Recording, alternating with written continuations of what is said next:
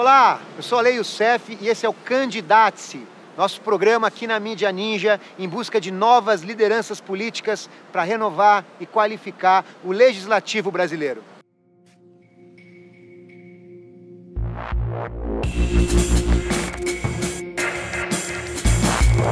Estamos mais uma vez aqui num dos lugares mais importantes e simbólicos da cidade de São Paulo, o Mirante 9 de Julho, com a pessoa que proporcionou o Mirante 9 de Julho, Facundo Guerra. Obrigado.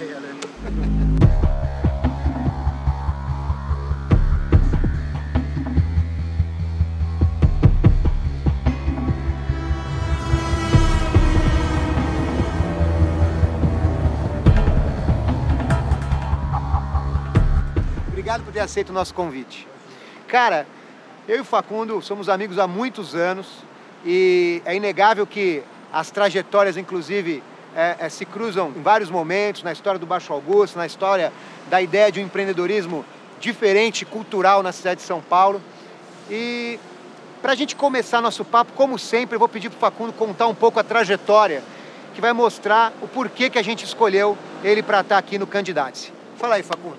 Eu sou engenheiro de alimentos, depois eu fiz jornalismo internacional e político na PUC, mestrado e doutorado em ciência política pela PUC São Paulo. E aí eu comecei a empreender em 2005, meio lá junto com você, lá no Estúdio SP. Primeiro com Vegas, na Rua Augusta, e depois eu comecei a abrir uma caralhada de lugar, sei lá, do Volt, Z. Até hoje, cara, eu já até perdi a conta. Eu já comecei a abrir tanto rolê. E aí um dos últimos foi o Mirante 9 de Julho, onde estamos agora. Que é um misto de um centro cultural. Na verdade, eu não gosto muito de colocar etiqueta no Mirante. O Mirante é o Mirante. Eu venho aqui para trabalhar, então às vezes ele serve como um coworking, às vezes ele serve simplesmente para um café, às vezes ele serve como uma latrina para morador em situação de rua, serve como um lugar onde você possa tomar água potável, banheiro público. Acho que ele tem tantos usos que eu não gosto de categorizá-lo só num lugar. E, enfim, eu tô junto com você e com uma caralhada de gente tentando fazer São Paulo uma cidade mais humana e suportável, né? Cara, a sua trajetória tem uma coisa muito interessante e inspiradora, que é misturar a carreira acadêmica, porque você já é doutor, né, em ciência política, e o empreendedorismo, assim, radical, né? Assim, como você mesmo vai lançar no seu livro, que eu sei que você está lançando, Empreendedorismo para Subversivos, né? Como é que você vê essa mistura? Você se sente confortável? Você se sente representante desses meios? Acho que isso é importante para a gente entender o que a gente está fazendo aqui. Eu não me sinto representante de nada, eu me sinto parte. Parte de um movimento, de um espírito de tempo, parte de uma nova corrente de pensamento, parte de uma nova maneira de interpretar o consumo, o dinheiro. E tem uma comunicação muito grande, por exemplo, entre a minha área acadêmica e a minha área prática, porque eu não consigo mais pensar política da maneira como a política... Todas as vezes que você fala em política, as pessoas começam a bocejar, ou começam a criar, enfim, desculpas para não se envolver com a política. Mas se você não pensa em política, alguém pensa em política para você, né? E política é o que nos define como animais, né? Humanos, quer dizer, somos animais políticos, portanto humanos. Então, eu penso em política em tudo que eu faço. Da hora que eu tomo meu café até a hora que eu vou dormir. Não quer dizer que necessariamente eu acredite na política de cima para baixo. Eu acredito muito mais na política horizontal ou de baixo para cima. E a gente tem que até redimensionar a política no nosso dia a dia. Parar de pensar na política como alguma coisa que acontece num determinado lugar, por exemplo, na esplanada, e pensar a política na relação ponto a ponto. Eu sou muito mais da política ponto a ponto, da micro, nanopolítica, do que da política representativa, da democracia representativa. Considerando que tem um monte de gente que pensa como você, e é verdade, cada vez mais, e considerando essa bagagem e até essa colocação que você mesmo colocou, essa relação com a política, eu vejo muita representatividade em torno do que você faz, como você atua. Você não seria um ótimo candidato? Você não cogitaria se candidatar diante desse caos que a gente está vivendo? Jamais. Não me candidataria porque, primeiro, eu acho que eu não tenho isso dentro de mim. Eu não quero falar por ninguém. E eu já não acredito mais nessas hierarquias de poder. Eu não acredito que eu faria qualquer tipo de diferença, porque da maneira como o sistema político brasileiro está montado, você tem que se corromper em algum grau para conseguir ocupar um cargo público. Pelo menos na minha interpretação. Se não existir uma reforma política urgente e demolidora das instituições, eu acho que qualquer pessoa bem intencionada, e eu não tenho nenhuma outra razão para ocupar um cargo público senão uma boa intenção, porque dinheiro eu já tenho. Poder eu tenho poder dentro da microesfera onde eu atuo. Então não tem sentido, eu não vejo outro sentido a não ser tentar melhorar a minha cidade, meu país. Mas se eu tentasse entrar dentro da política convencional, praticamente ou eu seria corrompido, ou eu me corromperia, ou eu seria corrompido, ou eu seria encostado de lado. Eu não consigo, eu sou daquela geração de brasileiros que não acredita mais na política tal como ela existe nos dias de hoje. Como é que a gente muda as coisas? A gente precisa gerar candidatos, a gente precisa disputar, de alguma forma, esse congresso, essas assembleias legislativas que estão chantageando cada vez mais os executivos, que estão engessando a política. Porque você é a primeira pessoa que responde jamais me candidataria no Candidatos. E vai continuar respondendo jamais. Mas como então fazer para que esse seu poder possa de alguma forma influenciar essa mudança nesse cenário ou ajudar novas candidaturas? Difícil responder isso, né?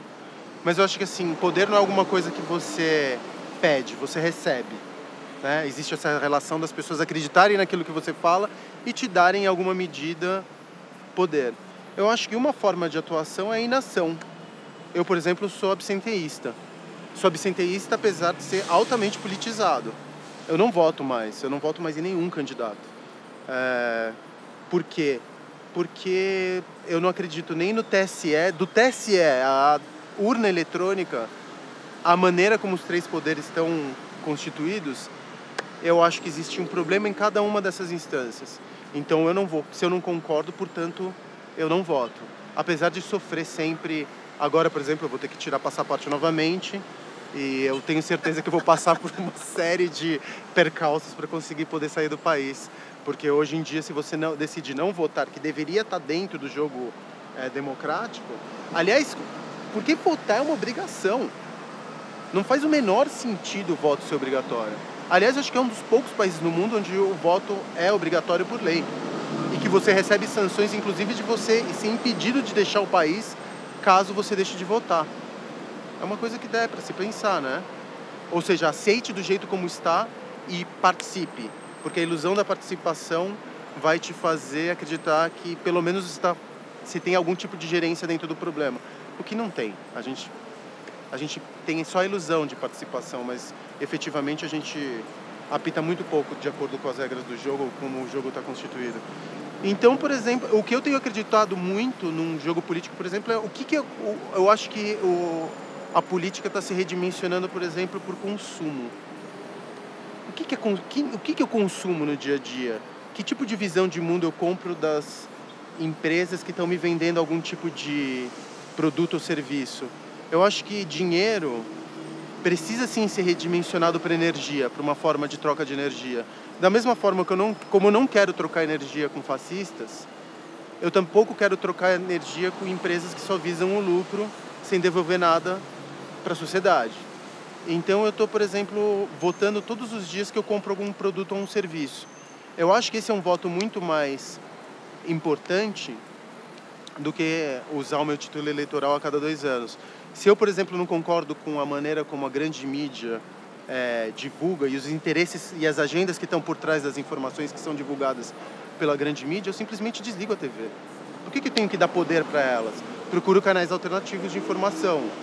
Sei lá, o Nexo ou até a Mídia Ninja. Que apesar de tudo também tem uma agenda, mas é uma agenda muito mais sincronizada com a minha agenda. Então eu acho que as escolhas são importantes. Não o voto institucionalizado, mas as escolhas que a gente faz no dia a dia. Quer dizer que é possível ser empreendedor e ativista ao mesmo tempo? Sim. Ser empreendedor nada mais é do que resolver problema. encontrar soluções pouco ortodoxas, não lineares para resolver problemas, articulando várias formas de energia. Você pode ser... Facundo, já que você fala não, não, jamais, jamais, quem você sugere, indica, acha que poderia se candidatar? Você, Ale. Eu acho que você já está há muito tempo nesse rolê e eu acredito em você. Não, eu tô falando sendo sincero. Obrigado, mas eu não... Mas você... sei lá, tem uns caras do meu rolê que são o Márcio Black, se candidatou, fiz mestrado com o cara, então entendo a maneira como ele vê o mundo. Eu acho que basicamente negros e mulheres, ou minorias, trans. A gente precisa ser mais representatividade, ainda que seja uma representatividade pouco efetiva dentro dessa horda de homens brancos, impotentes e velhos que encontram na política o sexo que governa nosso país hoje. A gente precisa de mais representatividade das minas, das monas, dos pretos, dos indígenas, de todas essas minorias que representam o Brasil, pelo menos o Brasil que eu quero que a minha filha viva. Você não vai se candidatar, mas você topa ajudar candidaturas desse tipo? Sempre, mesmo que eu não vote nelas. Eu fiz campanha pro Haddad, participei dos atos da direta já. Eu não posso partir da perspectiva de que eu não posso ser tão egocêntrico a ponto de achar que eu tenho a única forma. De repente eu estou errado no meu niilismo, eu estou errado na minha inação. E um caminho é pelas vias democráticas com representantes que estejam alinhados ao meu pensamento, ou pelo menos minimamente alinhados ao meu pensamento. Isso não quer dizer que eu vou gongar o rolê alheio. Se eu posso fazer alguma coisa pelo rolê alheio, eu vou fazer. Então, se eu encontro um candidato que eu tenha certeza, apesar de acreditar ou intimamente acreditar de que ele não vai ser muito efetivo, mas que ele possa entrar pela fissura, pela fratura que existe no sistema político brasileiro, óbvio, eu acho que tem que hackear de uma determinada maneira. E hackear é isso, né? Entender como funcionam as regras e subvertê-las. Mano, eu tô até com medo de colocar no ar sua entrevista, porque isso aí vai gerar uma tilt na cabeça das pessoas, porque por conta do que está acontecendo com a política, a sua análise é muito precisa em relação a esse grande descrédito, a essa grande sensação de frustração que existe. Mas, ao mesmo tempo, acho que é importante, seja para levantar bandeiras que não foram levantadas, seja inclusive para usar essas bandeiras como em candidaturas, que eu não acho que isso seja contraditório, não nesse momento tão crucial que a gente está vivendo, porque a gente está vivendo um momento talvez decisivo, como você mesmo colocou. Enfim, eu acho que a gente precisa, vale a pena a gente problematizar isso nesse nível. Então eu te agradeço. E olha... Eu acho que até é um pouco extremo.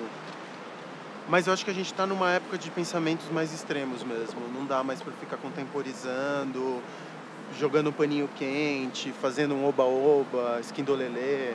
A gente está chegando num ponto que só indo pro limite. O limite é se candidatar. Pra você, por isso que eu falo, corre pra esse rolê, Ale. Obrigado, mano. Obrigado mesmo. Valeu. Gente, esse é o Candidate-se, o programa aqui na Mídia Ninja, em busca de novas lideranças políticas. O Facundo é uma delas, com certeza, para qualificar e renovar o legislativo brasileiro. Até a próxima.